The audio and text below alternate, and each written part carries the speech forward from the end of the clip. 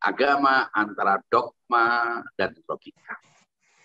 Seringkali orang menganggap agama itu tidak bisa diakalkan, tidak bisa dirasionalkan, tidak bisa diukur dengan akal, karena akal-akal manusia itu berbeda-beda.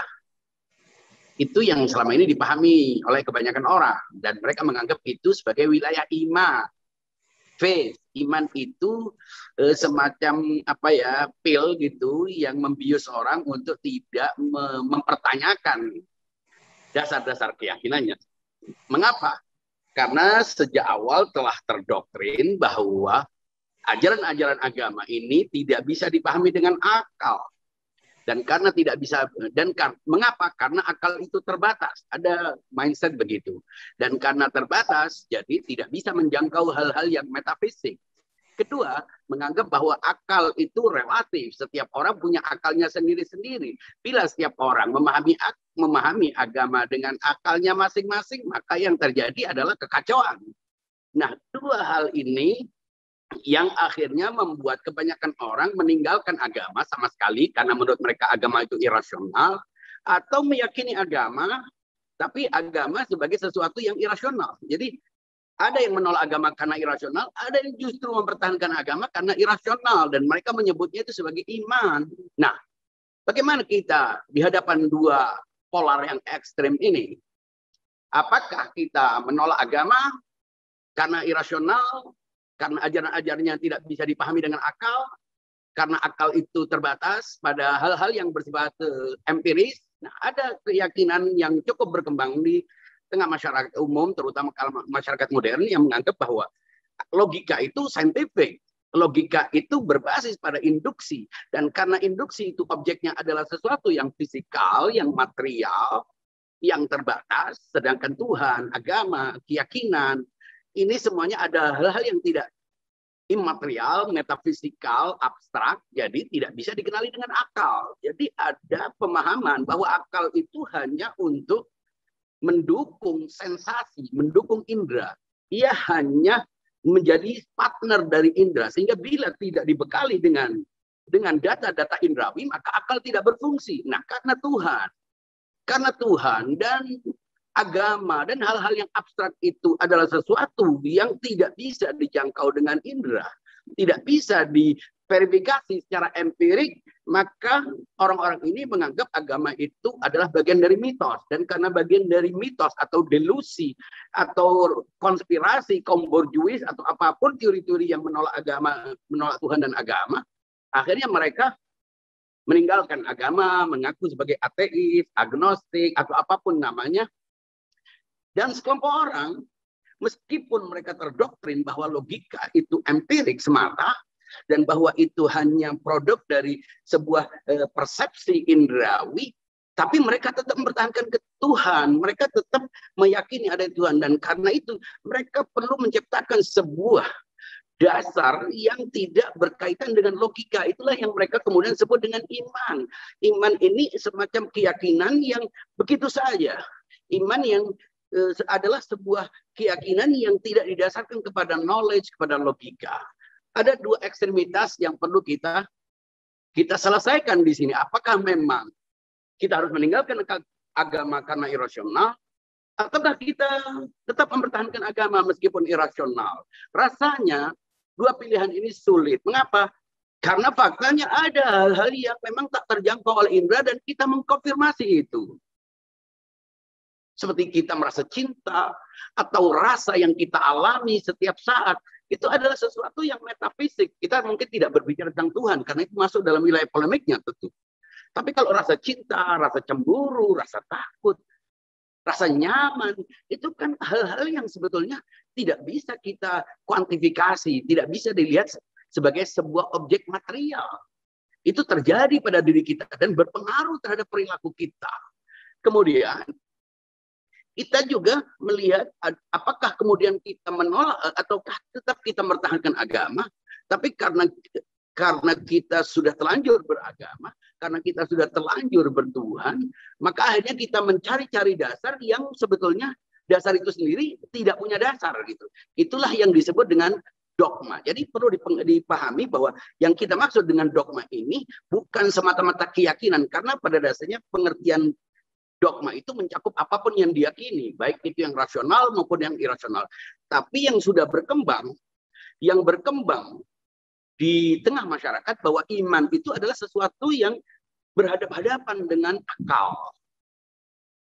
Sehingga baik kaum saintis, mereka yang terdidik secara saintifik, itu menolak untuk berbicara agama dengan akal. Begitu juga kaum ekstremis, orang-orang jumud, orang-orang yang tekstualis juga menolak untuk berbicara tentang agama dengan logika. Nah, kita sadar bahwa Allah Subhanahu wa taala, Tuhan yang menciptakan kita itu menciptakan kita sebagai manusia karena akal. Bukan karena indera, karena hewan punya indera. Bukan karena aktivitas-aktivitas fisikal, makan, minum, tidur, bereproduksi. Semuanya itu adalah aktivitas-aktivitas hewani. Nah, apabila agama datang untuk manusia, sementara manusia tidak akal yang diciptakannya tidak berfungsi untuk memahami agama, maka dengan alasan apa kita memilih agama? Bagaimana kita menilai bahwa agama dan tidak beragama lebih penting beragama? Bagaimana kita menentukan bahwa agama yang kita anut lebih benar daripada agama yang lain? Itu semuanya kan menunjukkan bahwa manusia punya logika. Hanya saja manusia menggunakan akal. Hanya saja kita mungkin perlu memperjelas apa yang dimaksud dengan akal. Apakah akal itu bersifat personal, setiap orang punya akalnya sendiri-sendiri, ataukah akal itu punya standar universal yang berlaku, dan itulah yang membentuk peradaban, baik agama, sains maupun lainnya. Bila tidak kembali kepada sebuah dasar yang diterima oleh setiap orang, bagaimana kita berkomunikasi? Bagaimana kita membentuk pikiran-pikiran? Bagaimana kita mengetahui kualifikasi dan kompetensi setiap orang? Bukankah itu kembali kepada standar yang sama, yang setiap orang bisa menerima itu? Nah, itulah yang menjadi tema yang akan kita bahas saat ini. Ya, sebetulnya kalau kita mempercayai agama kita tanpa akal pun, karena dia mantap, itu tidak ada masalah. Asal ajaran-ajarannya memang tidak justru apa yang didoktrinkan padanya tidak justru menggugurkan validitas agama. Ini masalahnya. Dan karena itu, kita tidak perlu menanggalkan agama yang kita yakini. Kita tidak perlu kemudian berpindah agama. Ya, kita hanya perlu mendeprak pikiran kita, melakukan penelusuran, kita tertibkan, kita scan info-info agama yang masuk ke dalam diri kita, kemudian info-info ketuhanan, kita susun serapi itu, agar kemudian agama yang terlanjur, tanda petik ini, tidak lagi ketelanjuran, bukan buah dari ketelanjuran, tapi adalah sebuah pilihan.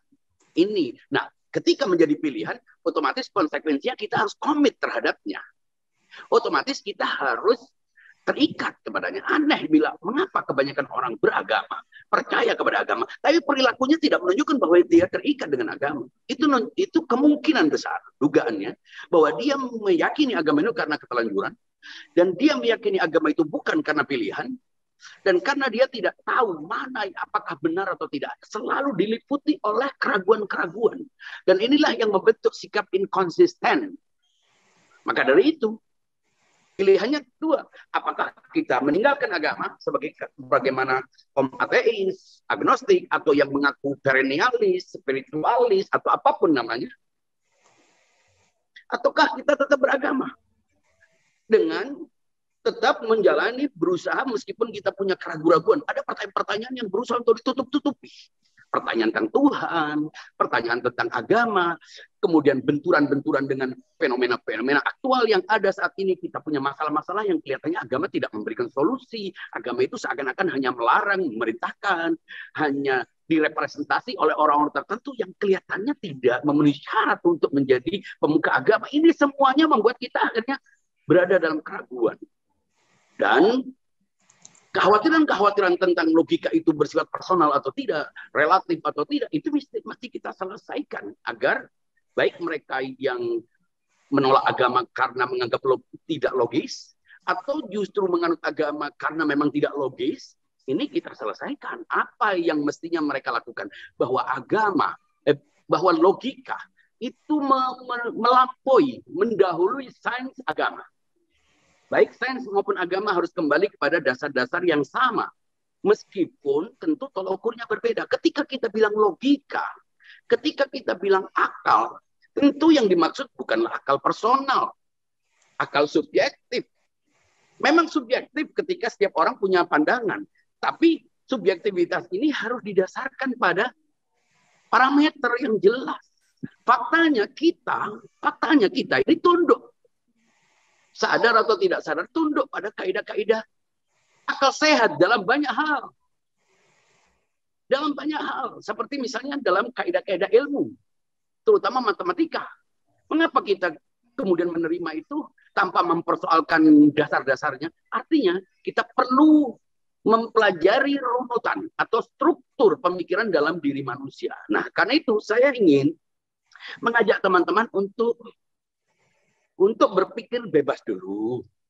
Untuk melepaskan dogma-dogma atau doktrin-doktrin atau keyakinan-keyakinan yang sudah diyakininya, kemudian kita melihat, bukan meninggalkannya, tapi melihat apa kira-kira yang menjadi dasar awal pemikiran manusia. Apa sih pikiran awal manusia? Moyang dari semua pemikiran manusia. Kan kita punya banyak dalam diri kita ini, dalam benak kita ini, ada miliaran pikiran. Ada miliaran data yang kita peroleh sejak kita lahir, mengaktifasi indera sensor kita. Kita mendapatkan beragam info-info yang masuk ke dalam diri kita. Ya? Itu faktanya. Dan karena itu kemudian kita mengucapkannya. Kita memberinya simbol-simbol kata agar itu dipahami. Nah, kata yang kita sampaikan kepada orang lain itu adalah tanda. Bukan katanya, bukan suara sebetulnya yang hendak disampaikan oleh seorang kepada orang lain, tapi itu adalah konsep, gagasan, pikiran yang ada dalam dirinya. Namun karena pikiran itu abstrak, maka ia perlu diutarakan, dibingkai, dibungkus dengan kata, suara, verba yang akan ditangkap oleh orang itu untuk menandai pikiran yang juga ada pada orang itu. Sehingga ada koherensi, ada kesamaan yang karena itu akhirnya setiap orang memiliki pemikiran yang sama. Terjadilah komunikasi, dialog yang dengan itu berusaha untuk mencari kesamaan-kesamaan atau saling memahami, teriring demi menciptakan sebuah kehidupan interaktif yang baik, yang selaras. Itu kan tujuannya. Nah, sekarang kita lihat apa pikiran awal manusia. Nah, kalau kita lihat komputer, ya, kita lihat komputer Aziz dan Nursid, kita lihat komputer itu. Dalam komputer itu kan ada, itu kan sebetulnya adalah duplikasi dari manusia komputer. Kan artificial intelligence itu buatan manusia. Nah, dalam komputer itu dia seperti manusia juga, seperti kita. Ada bagian lahirnya, ada bagian batinnya. Ada sisi konkretnya yang kita sebut dengan perangkat keras. Ada sisi internalnya yang kita sebut dengan perangkat lunak. Perangkat lunak kita tidak bisa mengenali algoritma data-data yang ada di dalamnya. Kalau kita bongkar komputer itu, CPU itu, kalau kita bongkar semuanya, yang ada hanya serat-serat, yang hanya kabel-kabel. Tapi itu bisa menyimpan sekian ribu data-data yang tak terlihat. Yang kalau kita hubungkan dengan power supply, dengan kabel, dengan listrik, tiba-tiba muncul. Nah, dalam diri ada pikiran awal dalam komputer itu yang kalau tanpa pikiran awal itu komputer pun tidak berfungsi. Ia hanya sebuah benda. Sebagaimana kita kalau tidak punya data-data, tidak punya knowledge, tidak punya pengetahuan, tidak punya pikiran, kita tidak bedanya dengan benda-benda kayu, lantai, dan tembok. Nah, di manakah agama posisinya? Apakah agama itu pikiran awal manusia? Tiba-tiba dia beragama? Tentu tidak. Agama adalah produk pikiran. Memang agama yang kita pahami adalah produk pikiran kita. Tapi ia bukan pikiran awal. Ada pikiran dulu sebelumnya, pikiran lain yang mengkonfirmasi agama. Sebuah agama yang karena itu kita memilih agama. Jadi awalnya manusia itu sama. Sama dalam apa? Bahwa ia adalah Homo sapiens. Bahwa dia adalah hewan yang berakal. Semua sama dalam keberakalan. Identitas kita yang paling inherent, ya, berakal. Artinya kita semua sadar. Kalau ada yang tidak sadar bahwa dia tidak berakal, kita tidak lagi memperlakukannya sebagai manusia berakal. Nah, di antara orang-orang yang berakal, artinya orang yang punya alat tertentu, yang dengan itu ia bisa mengenali hal-hal yang bersifat universal. Dia bisa menangkap hal-hal yang bersifat universal.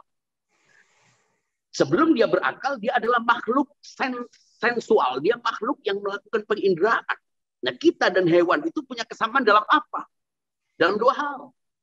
Bahwa kita punya kehendak, kita punya motivasi, kita punya keinginan, kita sama dengan hewan. Kedua, kita punya penginderaan. Hewan punya indera, kita juga punya indera. Yang dengan itu ia mampu memotret, menangkap objek-objek personal. Kita juga begitu. Dengan mata kita bisa melihat warna-warni. Dengan telinga kita bisa menangkap aneka suara. Dengan hidung kita menangkap aneka aroma. Dengan tubuh kita menangkap aneka bentuk, lunak, keras, cair, dan lain sebagainya. Itu semuanya masuk di dalam data-data kita. Dan setiap kali kita berinteraksi dengan apapun di sekitar kita, itu sebetulnya dengan akselerasi yang dahsyat, menginput semua data-data yang masuk ke dalam diri kita. Kemudian, nah sampai di sini kita sama dengan hewan. Kita merespon gambar-gambar itu. Nah, ketika sudah masuk dalam bentuk pikiran-pikiran yang personal, akal kita melakukan abstraksi. Akal kita melakukan melucuti sifat-sifat personalnya menjadi sifat-sifat impersonal, menjadi konsep-konsep impersonal yang universal yang berlaku terhadap semuanya. Dari situ itulah yang membedakan manusia. Disebut berakal itu karena apa? Karena dia bisa berpikir universal. Karena dia bisa menyusun folder-folder yang terdiri dari yang diambil dari data-data personal dan partikular itu. Kemudian dengan itu ia membentuk kuiditas atau konsep-konsep universal yang kita sebut dengan apa. Sehingga kalau kita menyebut sesuatu itu, ini apa? Ini gelas. Ketika kita bilang gelas, itu sebetulnya sesuatu yang bersifat universal yang berlaku atas semua gelas. Tapi gelas yang kita sensasi, yang kita lihat adalah gelas personal, gelas partikular. Nah, kita dengan hewan sama-sama bisa memotret gelas yang personal. Tapi hewan tidak mampu merangkai konsep-konsep partikular menjadi sebuah konsep universal. Nah, di mana posisi agama? Agama adalah salah satu dari konsep universal. Yang dari mana diperolehnya? Ini yang kita pertanyakan. Apa saja konsep-konsep universal dalam diri manusia? Ada konsep-konsep universal yang kita peroleh melalui apa? Ketika kita melakukan penginderaan ke dalam realitas yang di luar. Kita melihat Agus, melihat Dewi, melihat Budi, melihat Heri, melihat Siska. Itu semua persona-persona. Ya, hewan itu juga tahu aneka perbedaan. Tapi ketika masuk dalam diri kita dan itu membentuk sebuah konsep universal, kemudian kita memberi nama untuk sesuatu yang universal, itu kita sebut manusia. Sesuatu yang universal. Dan kita tidak menemukan manusia di luar, kecuali dalam bentuk manusia-manusia partikular, manusia-manusia universal, manusia-manusia personal itu. Jadi akal manusia itu pasti berfungsi untuk mengabstraksi data yang diperoleh melalui persepsi indrawi menjadi sebuah konsep universal. Nah, konsep universal ini tidak ada di luar, ia bersifat abstrak. Ia tidak punya terapan dalam bentuknya yang terbatas di luar. Nah, sadarkah kita bahwa agama itu bukan produk dari persepsi kita terhadap benda yang ada di luar. Kalau kita lihat gelas, kemudian kita menyusun konsep universal tentang gelas. Kenapa? Karena kita menemukan gelasnya secara sensual. Tapi agama, Tuhan, apakah dia jenis ini? Nah, sebagian orang menganggap kalau kita tidak punya bentuk luarnya agama, maka kita tidak bisa menyusun konsep tentang agama. Dan karena itu mereka menganggap agama adalah delusi. Dan mereka meninggalkan itu. Mengapa? Karena membatasi persepsi hanya produk dari sebuah sensasi. Bahwa pikiran itu tidak mungkin muncul begitu saja tanpa bentuk partikular materialnya di luar. Itu. Ada 3 pertanyaan. Yang pertama itu, benarkah agama yang logis itu hanya satu? Nah, jikalau satu, lalu yang mana yang agama logis itu? Pertama-tama harus kita pahami, ada agama objektif, ada agama subjektif. Kita dengan akal kita sendiri juga bisa memahami mana yang objektif, mana yang objektif itu sesuatu yang di luar kita. Subjektif itu apa yang ada dalam diri kita. Ketika kita melihat gelas, ada 2 gelas. Ada gelas yang berbentuk dan punya berat, punya massa. Ada gelas yang masuk dalam diri kita dalam bentuk gelas yang mental. Ada 2 gelas. Gelas yang subjektif. Begitu juga agama. Ketika kita memahami agama, sadari agama sebagai sesuatu yang berhubungan dengan Tuhan, ia bukan di dalam diri kita, ia ada di luar. Ia adalah wahyu, ia adalah ilmu Tuhan, ia adalah cahaya yang dipancarkan sebagai wahyu kepada Nabi. Itulah yang kita sebut dengan agama pada dasarnya. Tapi kita tidak mendapatkan wahyu. Kita bukan beragama dengan wahyu, kita beragama dengan persepsi. Dengan nalar kita memahami. Makanya kita mendengarkan, menyimak, membaca. Itu semuanya adalah mekanisme untuk mendapatkan pemahaman. Sehingga agama yang kita anut sebetulnya adalah konsepsi kita tentang agama. Nah, apakah satu atau dua itu tidak penting? Karena selama kita bisa mencapai sebuah kebenaran, dan kebenaran itu dapat dipertanggungjawabkan, bisa didialogkan, bisa dipertanggungjawabkan, bisa divalidasi oleh orang lain dengan standar yang sama, maka itulah kebenaran. Berbeda dengan agama ketika menjadi persepsi, kemudian karena dia meyakini persepsinya benar, lalu dia membentuk pemahaman dan menganggap persepsinya itu sebagai kebenaran wahyu itu sendiri. Nah, disinilah akhirnya mulai muncul klaim kebenaran yang seakan-akan orang lain tidak punya hak untuk mempersepsi dan menginterpretasi agama. Kalau saya tidak bicara tentang agama terlebih dahulu, mengapa? Seperti yang saya katakan, pikiran-pikiran ini adalah rangkaian yang panjang, yang ada awalnya. Dan tidak otomatis orang langsung percaya agama. Karena itu kalau ada orang yang mengatakan bahwa baik dan buruk ditentukan oleh agama, semuanya ditentukan oleh agama. Kita tanya, ketika Anda memilih agama dengan standar apa? Kan Anda belum tahu baik dan buruk. Taunya kan dari agama. Nah, ketika Anda memilih agama, dari mana Anda tahu bahwa agama itu baik? Bahwa agama itu buruk? Bahwa agama itu pilihan Anda dan itu benar? Dari mana Anda tahu? Orang tidak punya sistem. Kalau nilai itu ditentukan oleh agama, itu berarti dia memposisikan agama sebagai postulat, sebagai aksioma. Padahal tidak mungkin orang tiba-tiba beragama. Mengapa beragama? Karena dia bertuhan. Mengapa? Karena agama adalah ajaran Tuhan. Itu otomatis mengkonfirmasi bahwa dia harusnya meyakini Tuhan lebih dulu sebelum meyakini agama. Sayangnya berkali-kali saya katakan, banyak orang-orang agamawan yang melarang orang untuk mempelajari Tuhan, untuk mempertanyakan eksistensi Tuhan. Sehingga dengan itu, dia tidak tahu tentang Tuhan, tapi dia beragama. Dan karena beragama tanpa dasar ketuhanan, perilakunya pun tidak mencerminkan runutan pikiran ketuhanan kemudian kepada agama. Mestinya, kita harus terbuka. Kita harus mampu menjawab pertanyaan-pertanyaan kita tentang eksistensi Tuhan, tentang Tuhan, agar dia nyata dalam persepsi kita. Ketika dia nyata, baru perilaku kita mencerminkan kesadaran kita tentang betapa dekatnya Tuhan. Sekarang kalau kita dikatakan bahwa Tuhan lebih dekat daripada urat leher, itu kita tidak paham. Ya, kita tidak paham. Kita hanya baca begitu saja dan kita skip. Kita liburkan nalar kita.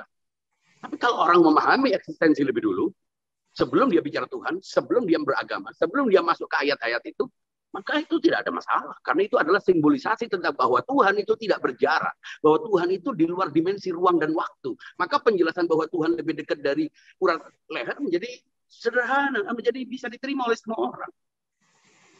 Ya. Dan itu banyak menimbulkan masalah. Banyak ayat-ayat yang kelihatannya kita tidak bisa menafsirkan.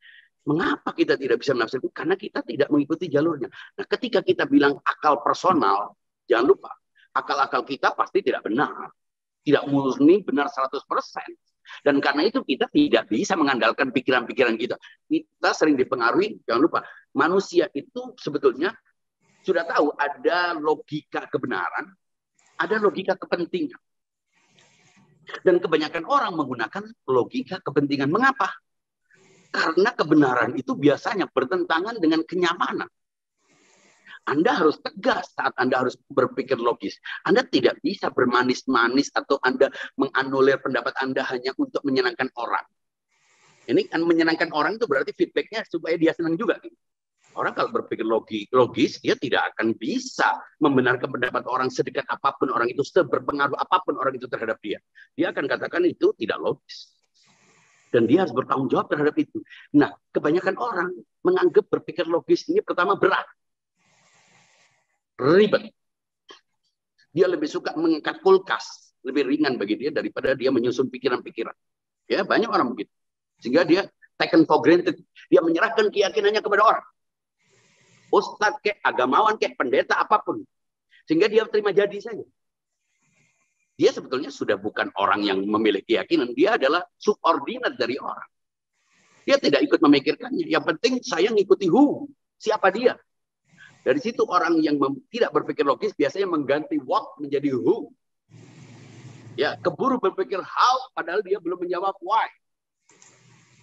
Dan inilah ciri-ciri orang yang tidak mau berpikir logis.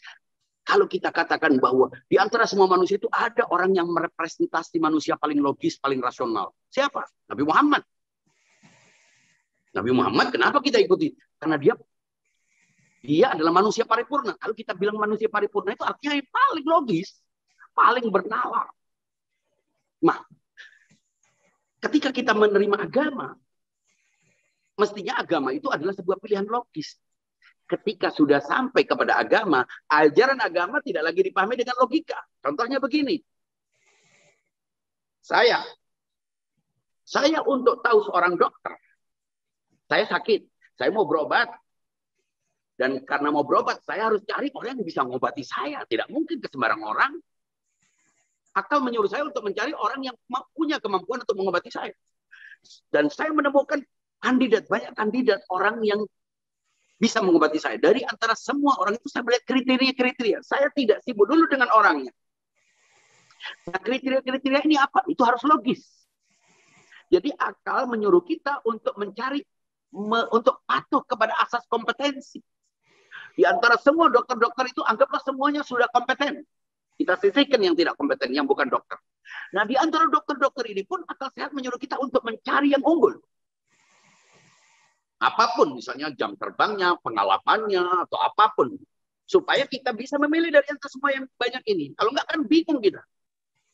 Nah, ketika kita sudah meyakini ada yang unggul di antara orang-orang yang kompeten untuk mengobati, muncullah trust. Nah, trust ini membentuk sebuah kepatuhan. Sehingga karena kita trust, maka otomatis kita harus menyerahkan. Nah, saat kita sudah datang ke dokter, kemudian dokter itu memberikan resep, kita tidak menggunakan logika lagi. Mengapa? Ketika sampai kepada kesimpulan bahwa dia dokter yang kompeten, yang unggul, resep apapun yang diberikan, kita tidak lagi mempertanyakan benar atau salah. Kenapa? Itu produk dari penelusuran rasional dia. Nah, kita boleh ketika beragama tidak menggunakan akal lagi. Tapi jangan lupa, bangun agamanya, membangun dasar-dasar agamanya harus dengan logika. Ketika dia sudah masuk ke dalam agamanya dan dia memastikan itu sebagai seperti dokter yang kompeten itu, dia tidak lagi mempertanyakan. Maka dari itu dia polemik-polemik tentang ajaran agama, klaim-klaim, saling menjatuhkan, itu menurut saya tidak relevan. Buat apa Anda membicarakan ajaran agama? Itu kan buah dari keyakinan Anda tentang sebuah dasar-dasar yang membuat Anda percaya kepada sebuah agama itu. Jadi kalau mau dialog antar agama, pertanyakan dasar agamanya. Bukan ajaran agamanya. Karena ajaran antar agama relatif tidak banyak berbeda. Nah, apakah kita sudah membangun dasar berlogika, dasar beragama dengan logika atau tidak? Kalau memang agama itu adalah pilihan, dan pilihan itu berarti produk dari penalaran, keyakinan saya terhadap sebuah agama, terhadap sebuah mazhab, mestinya adalah pilihan rasional saya. Dan karena pilihan rasional saya bukan ajarannya. Saya tidak, ketika saya menganut sebuah mazhab, saya tidak harus tahu dalil-dalil ajaran mazhab atau agama yang saya anut. Nggak penting. Tapi saya tahu dasar logis mengapa saya memilih mazhab itu. Mengapa saya memilih agama itu. Dan saya tidak sibuk dengan harus mempelajari setiap ajarannya, harus tahu dalilnya. Bayangin kalau saya harus tahu dalil-dalil salat. Itu sama dengan pasien yang harus tahu detail resep dokter. Dia belum sempat merasakan resepnya, mati dulu. Saya belum tahu detail-detail dalil-dalil tentang ragam elemen yang ada dalam sholat, belum melakukan sholat, baru mendapatkan dalilnya, sudah habis waktu saya. Itu artinya apa? Berpikirlah deduktif dalam hal-hal yang bersifat abstrak. Sayangnya, orang tidak mau berpikir begitu. Mengapa? Karena terkurung dalam ruang. Terkurung dalam ruang berdimensi. Dan karena itu ia menganggap ya agama tidak bisa dikenali dengan akal. Dan karena tidak bisa dengan akal, ia tolak. Atau sebaliknya, karena tidak bisa dengan akal, dia menolak semua argumen-argumen rasional tentang agama dan Tuhan. Jadi ada dua polar ekstrim yang terjadi di tengah masyarakat. Apakah kita akan mengikuti dua-duanya? Kita harus punya kesadaran bahwa agama didatangkan untuk manusia, karena manusia berakal. Andaikan agama itu datang bukan untuk yang berakal, mestinya untuk binatang, bukan untuk kita. Lantas, Ustadz, bagaimana ketika seseorang ingin merekonstruksi bangunan pengetahuan dia tentang agama, terus supaya terlepas dari seperti yang Ustadz katakan tadi, keterlanjuran beragama, tapi seseorang itu tidak mempunyai kapasitas dalam kemampuan logikanya, tidak bisa menyusun konsep-konsep logikanya. Nah, yang ditakutkan ketika berguru kepada seorang agamawan, takutnya dogma-dogma yang kita tangkap. Nah, ibaratnya kita ini mau berobat tapi yang nanganinya sesama pasien, bukan dokter gitu, Ustaz. Gimana, Ustaz? Karena itu sebetulnya dia harus punya dulu akal, dia tanpa perlu belajar bahwa orang harus kembali kepada orang yang kompeten. Saya kira tidak harus, siapapun akan kembali kepada orang yang lebih pandai. Maka itu kalau ada orang berujuk kepada orang, Anda naik bus, tapi Anda tidak yakin sopir ini bisa mengantarkan Anda kepada sebuah tujuan, itu konyol. Ya, maka itu perlu SIM, perlu kepastian perusahaannya jelas ini. Anda mau naik pesawat, Anda tidak yakin, jangan-jangan bukan ada orang yang tiba-tiba naik ke kokpit terus menerbangkan. Anda tidak mau tentu. Ada trust. Trust itu dasar kepada apa? Ada logika. Logika apa? Logika kompetensi yang membuat Anda harus percaya kepada orang kompeten. Nah, setelah Anda percaya, Anda tidak perlu terus bertanya, Anda mau kemana ini? Arahnya kemana? Di setiap perjalanan. Oh, dia akan nabrakkan pesawat mungkin karena jengkel. Artinya terima itu sebagai bagian. Apakah nanti ada kesalahan atau tidak, itu bukan urusan Anda. Jadi berlogika bukan pada ajaran agama. Tapi pada mayor-mayornya, pada prinsip-prinsipnya. Selanjutnya, toh faktanya kita ini sholat dengan berbagai macam cara. Kalau kita tasyahud, ada yang begini, ada yang gini, ada yang begini-begini, ada yang seperti nulis tanda tangan, ada yang garuk-garuk. Kita nggak tahu dalilnya, tapi kita jalani. Itu artinya apa? Kita sebetulnya dalam banyak hal berpikir deduktif, tapi kita tidak sadar. Masalahnya siapa? Maka itu kita tidak perlu mempertanyakan ajaran. Tidak perlu berpolemik tentang keyakinan agama. Kenapa agamanya begitu, kenapa dasar Anda memilih agama itu apa? Itu yang penting. Itu pun kalau kita punya waktu. Kalau enggak, biarin aja. Kenapa harus usil dengan yang penting kita. Nah, sebelum kita beragama, ada urutan pikiran lain. Apa? Bertuhan. Nah, sebelum bertuhan, kita punya pikiran awal lagi. Eksistensi. Nah, eksistensi itu apa? Dimulai dari mana? Dari dirinya. Dia sadar bahwa dirinya ada sebelum dia meyakini apapun. Kalau enggak, bagaimana dia mengkonfirmasi sesuatu selain dirinya? Jadi awal pikiran manusia itu, aku ada. Dan itu tidak ada yang memberitahu. Dia sadar dengan. Dari mana kita bisa tahu bahwa dia sadar dirinya ada? Ketika dia berinteraksi, dia merespon. Itu semuanya mengkonfirmasi bahwa dia sudah punya kesadaran. Dan ini tidak saya sebut dengan pengetahuan. Mengapa? Mungkin orang memahaminya kalau pengetahuan itu kita dapat dari informasi. Ini tidak ada informasi. Dia sudah menyatu dengan dirinya. Ini semacam BIOS dalam komputer. Sehingga kalau tidak ada itu, dia bukan komputer. Kalau kita tidak punya kesadaran tentang eksistensi diri kita sendiri, ya berarti kita not human being. Kita bukan manusia. Nah, kesadaran inti manusia itu adalah pikiran awal. Apa? Aku ada. Dan karena aku ada, mengapa aku ada? Karena aku mengalami keberadaanku. Aku mengalami aneka rasa dalam diriku. Aku menerima aneka gambar dan citra-citra dalam diriku. Yang dengan itu tidak mungkin gambar-gambar ini muncul tanpa ada subjek yang menampungnya. Kemudian itu mengkonfirmasi gambar-gambar itu tentang sesuatu selain diriku. Dari situlah dia mulai mencari apakah gambar-gambar ini adalah refleksi sebuah realitas ataukah ia adalah gambar-gambar yang menciptakan sebuah realitas. Bukan realitas itu sendiri. Ini yang perlu dipelajari agar apa? Agar agama kita menjadi pilihan kita. Agar Tuhan yang kita yakini itu merupakan pilihan kita, bukan dijejalkan kepada orang. Bukan kita pasrahkan keyakinan kita kepada orang. Itu. Dan ketika kita sadar bahwa keyakinan kita itu adalah pilihan kita, kita tidak sibuk dengan pilihan orang lain. Mengapa? Setiap orang punya pertanggungjawaban selama dia tidak mengganggu orang lain. Apa yang saya sampaikan itu pada dasarnya saya sangat setuju. Tetapi realitas masyarakat kita, kalau kita bicara agama dalam hal ini konteksnya Islam, realitas masyarakat kita kan memang tingkat intelektualitasnya, logika berpikirnya kan memang sangat rendah, Ustaz. Lalu kalau mereka benar-benar punya niat baik, punya kemauan keras untuk mencari agama, untuk mencari kebenaran. Kan Allah menjanjikan dalam surat An-Anfal bahwa walladzina jahadu fina lanahdiyanahum subulana. Jadi bisa nggak Ustaz, ayat ini seolah-olah bahwa dengan tingkat logika, tingkat intelektualitas yang sangat rendah, dia bisa diberi jalan sama Allah untuk mencapai kebenaran. Jadi tidak harus berpikir yang sangat rumit dan kompleks. Kira-kira itu Ustaz. Terima kasih Ustaz. Ya. Assalamualaikum warahmatullahi wabarakatuh. Ya sebenarnya ketika kita bilang logika itu tidak ada hubungan dengan kepandaian. Tidak ada hubungan dengan pendidikan. Mengapa? Seperti saya katakan, ini bukan info yang disampaikan oleh orang, karena setiap orang punya itu. Hanya saja orang tidak mau menggunakannya, karena memang berpikir itu pekerjaan berat.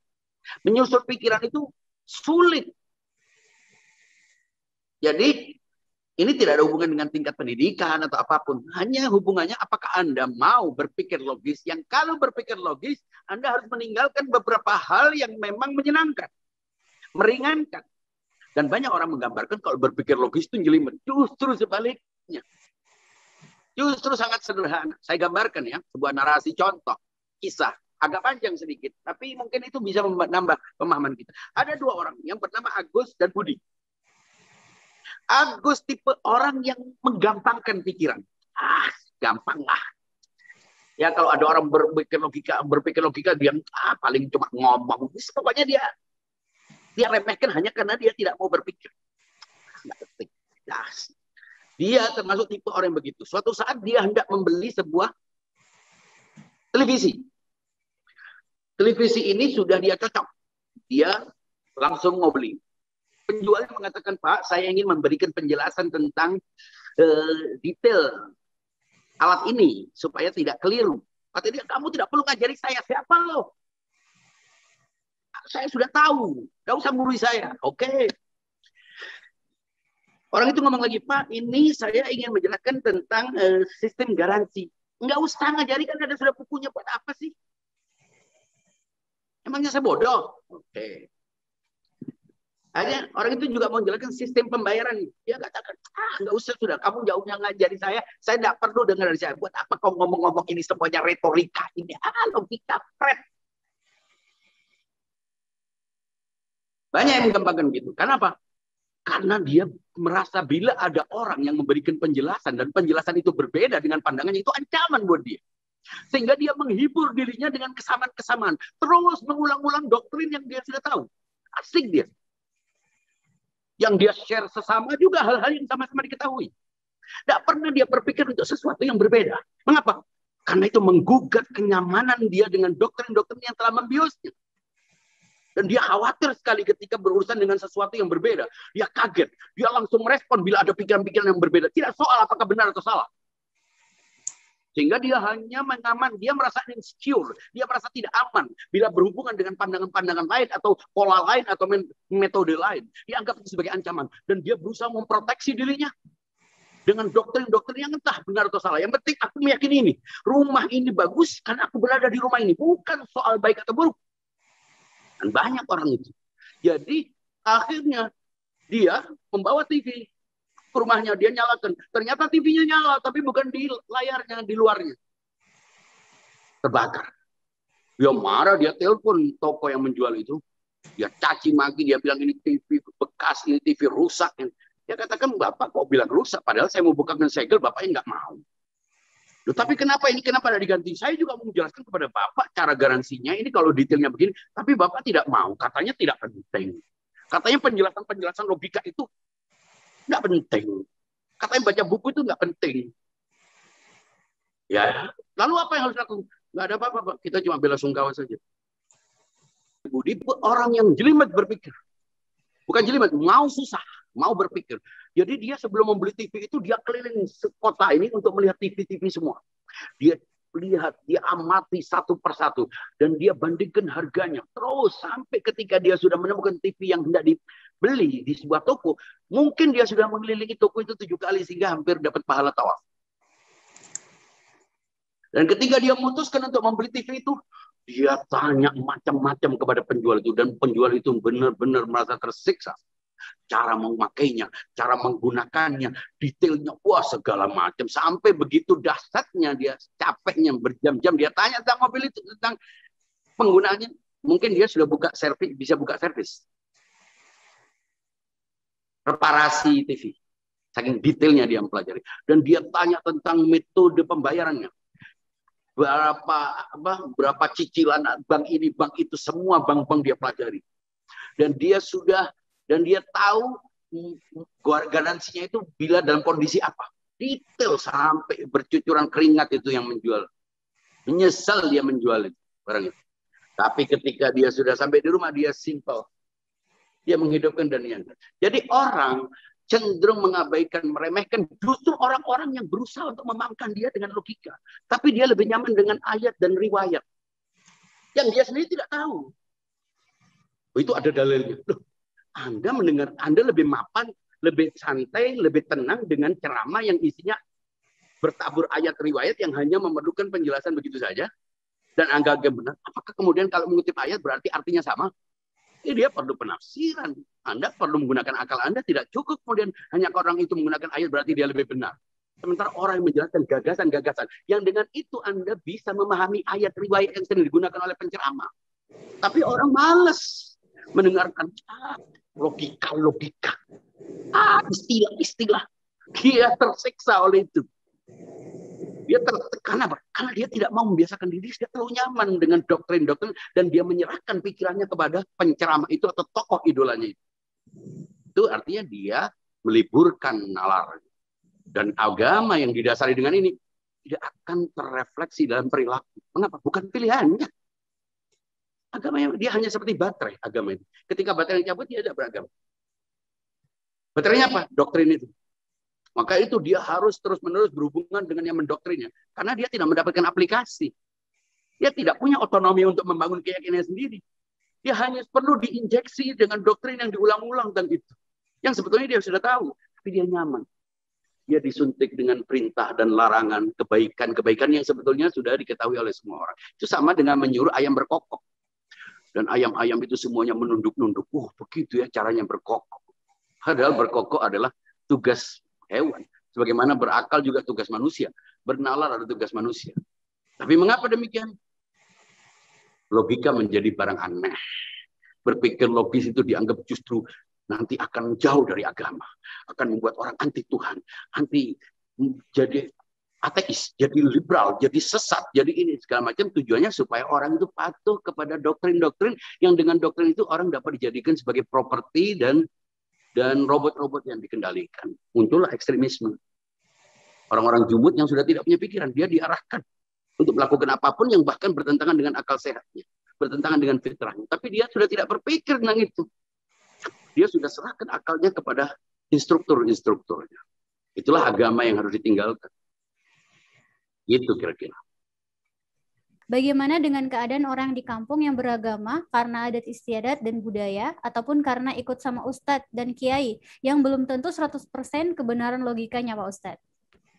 Ya, maka itu tugas kita membenahi diri kita dulu, kemudian itu membentuk sebuah gerakan berislam dengan logika. Maka dari itu ceramah atau kajian ini tidak hanya berhenti di sini, tapi membentuk sebuah tren pemikiran gerakan rasional yang menyadarkan banyak orang. Tapi tugas kita di diri kita dulu.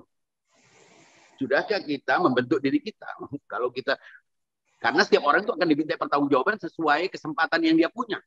Nggak perlulah kita ngurusi orang-orang di desa sementara kita sendiri belum bisa menjadi orang yang berpikir dengan logis. Menurut saya, kita harus membenahi dulu diri kita sendiri, kemudian baru orang lain. Baru itu tugas-tugas lain. Jadi jangan kena kita pernah sibuk dengan orang selama kita sendiri masih compang-camping. Itu kira-kira. Dan setiap orang itu nanti sesuai kadarnya, sesuai kesempatan, sesuai kapasitas. Jadi tidak mungkin dituntut sama. Sementara kita yang berakal, kita punya kesempatan, kita yang ada kapasitas, kita yang punya kemampuan, ya tentu tuntutannya lebih besar. Nah, siapa yang harus memahami akal dengan agama dengan akal itu? Anda semua yang punya kesempatan untuk berpikir logis, yang punya kesempatan untuk berhubungan dengan orang-orang yang bisa menyadarkan Anda tentang pentingnya membangun agama dengan akal.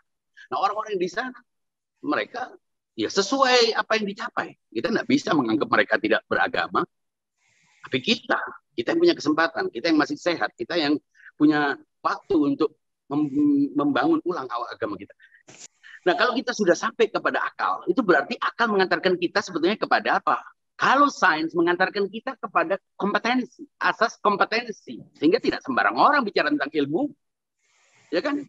Anda tidak bisa kemudian mengobati orang kalau Anda memang bukan orang yang punya keahlian dalam pengobatan. Nah, agama bagaimana? Juga.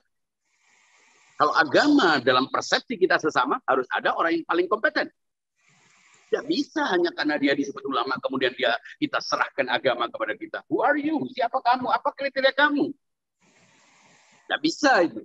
Kita harus benar-benar jeli untuk menunjuk orang. Karena sebagaimana kita harus mencari dokter. Dan tidak cukup dokter itu karena dilantik oleh pasien. Karena banyak yang menunjuknya ulama, ustadz, karena banyak viewernya, followernya berarti ustadz. No. Tidak bisa gitu. Tetap saja jurinya adalah akal. Nah, sekarang ketika akal sudah sampai mengantarkan apa? Ternyata akal itu kalau semua orang menggunakan penafsirannya sendiri terhadap ajaran agama, yang terjadi kacau. Setiap orang membuat agamanya sendiri-sendiri. Lihat agama kita ini sekarang justru direpresentasi oleh orang-orang yang sebetulnya kelihatannya tidak layak untuk menjadi pemikir agama, pemuka agama. Kacau yang terjadi, konflik dalam sejarah, pertumpahan darah, konflik, persekusi, pembunuhan, genosida, ini semuanya. Karena apa? Karena semuanya mengklaim punya otoritas. Padahal tidak ada yang punya otoritas. Mengapa?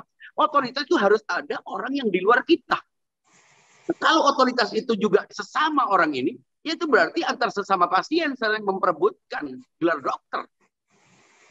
Nah, karena itu harus ada orang yang super. Siapa? Allah yang punya otoritas. Kemudian karena Allah itu berjarak dengan kita, dia harus punya mediasi yang melakukan imanensi terhadap kehadirannya melalui Nabi. Karena itu Nabi harus menjadi ukuran. Persoalannya ketika kita kembali kepada Nabi, justru karena perbedaan penafsiran terhadap ajaran Nabi kita ini berbeda-beda. Apalagi konsep otoritas harus dilanjutkan. Tanpa itu, ya kita akan terus berada dalam kebingungan, dalam konflik yang berkelanjutan. Itu. Jadi tidak kemudian dengan akal kemudian kita bebas terus. Akal tidak meliberasi kita untuk semuanya pilihan kita seenaknya. Nggak bisa itu. Agama bukan kotak saran. Inilah bedanya antara agama dan sains. Tidak bisa setiap orang berpendapat. Sains saja orang masih harus lebih ketat. Masa agama tidak ketat? Sains saja walaupun itu probabilitas, walaupun itu tidak, walaupun dinamis, tapi punya standar. Dan ini berkali-kali saya katakan, mengapa kita justru menganggap agama ini lebih rendah. Dan karena menganggap agama kita lebih rendah, kita selalu melakukan pembenaran bila ada teori-teori sains terhadap agama kita. Mestinya tidak perlu. Ini ada bukti-bukti teori yang benar. Ternyata di Al-Quran itu sama dengan ini. Nah, buat apa? Anda menerima Al-Quran karena ada temuan-temuan saintifik yang belum tentu permanen. Itu justru membuat agama kita berada lebih rendah daripada temuan-temuan saintifik itu. Mestinya kita menerima agama tidak atas dasar temuan-temuan sains. Itu kenapa? Karena logikanya sudah terkooptasi, pikirannya terbonsai bahwa logika, tereduksi bahwa logika itu hanya logika saintifik. Sehingga kalau tidak dijustifikasi oleh temuan sains, berarti agama kita tidak benar. Dari mana? Ini logika yang perlu dibangun. Logika agama. Mudah-mudahan pembicaraan kita cukup menyadarkan kita semuanya, termasuk saya, untuk bertanggung jawab terhadap pilihan kita. Apapun agama kita, apapun keyakinan kita, apapun mazhab kita. Selama kita bertanggung jawab terhadap keyakinan kita dengan benar, kita akan sampai sebuah kebenaran. Dan saya yakin Nabi datang bukan untuk membuat umatnya berkonflik, tapi justru mengantarkan agama. Nabi itu tidak hanya mengajarkan agama, tapi menyiapkan mekanisme bagaimana agama ini dikawal. Dan dengan itu manusia agar merujuk pada Nabi meskipun tidak langsung. Mengapa? Karena Nabi sudah wafat. Dan bila agama ini diserahkan kepada pasiennya, kepada umatnya, akhirnya umatnya yang membentuk. Padahal agama ini tujuannya untuk menata masyarakat. Nah, ketika agama diserahkan kepada masyarakat yang akan ditata oleh agama, itu kan yang terjadi adalah siklus. Begitu absurd. Buat apa orang beragama ketika memang tidak bisa menjadi sebuah hukum berlaku atas semua orang? Dia hanya produk persepsi setiap person. Akibat tidak adanya kepatuhan kepada otoritas, kepada kompetensi, maka agama akan hilang. Akan ditinggalkan oleh orang. Paling yang mempertahankannya orang-orang yang gagal berpikir. Orang yang logis mungkin akan mencari agama dalam bentuk ideal. tidak dalam bentuk yang aktual. Karena fakta-faktanya membuat orang makin jauh dari agama. Kira-kira itu mudah-mudahan kita bisa menjadikan kajian ini menjadi membuat kita menjadi lebih cinta kepada agama kita, tapi dengan akal sehat.